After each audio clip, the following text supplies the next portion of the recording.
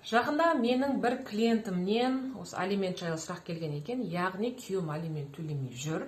Сол үшін оны ата-ана құқығынан айырсам бола ма деген сияқты.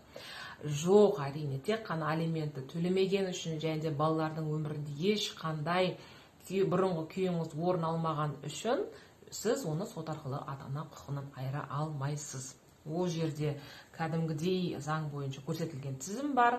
Мысал үшін айта кететін болсам, бұрынғы күйеуіңіз жаңағыдай сотталып кеткен болса, немесе психдиспансерді, наркодиспансерді жаңағыдай учетта тұрған болатын болса ғана, сот ата-ана құқығынан айыру туралы шешім шығаруы мүмкін. Оны тек қана сот шешетін болады. Жай ғана алиментті төлемей отыр деп, сіз оны ата-ана құқығынан айыра алмайсыз. Бірақ менің практикамда болып жатқан, клиенттерімде болып жатқан жағдайларды айта кетейін.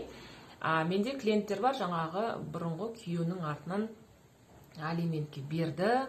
Ол жерде жеке сот орындаушы бұрынғы күйеуіне счеттарына арест қойды, жылжитын жылжымайтын мүлікке арест қойды, шетелге шығуға тыйым салынды, және де кейбір жағдайларда жүргізуші куәлігіне уақытша тыйым салды.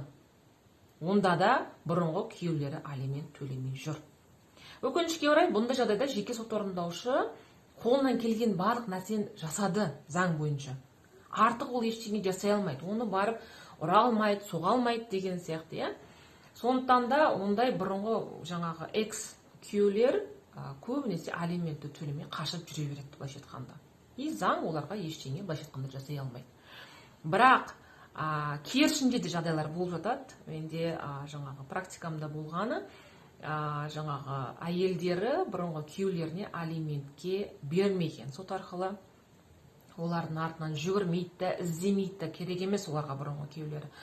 Олар өзінің жұмысын жасап жүр, қосымша білім алып, табыс тауып жүр, былайша айтқанда дәрежелері өсіп жатыр. Өзінің өмірімен, яғни ол әйел өзінің өмірімен ғана айналысып жатыр, балалармен айналысып жатыр, бар уақытын жаңағыдай балаларына арнап жатыр деген сияқты.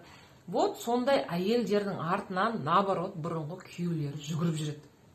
Алиментке бермесе де ай сайын балаға қомақты сумалар жіберіп отырады. Одан кейін садигіне, оқуына деп отдельный сумалар жіберіп отырады. Одан кейін балалардың сезонный киімдеріне деп тағы да қосымша ақша жіберіп отырады. Яғни балаларының жазғы каникулда не істейді, қайда барып қыдырады, қандай лагерге барады, соның барлығын бұрынғы күйеулер ұйымдастырып жатады. Хотя ол жерде әйелдер ол нәрсені сұраған да жоқ. Сондықтан да бұл жерде кішкене менің ойымша фокусты өзгерту керек шығар деп ойлаймын.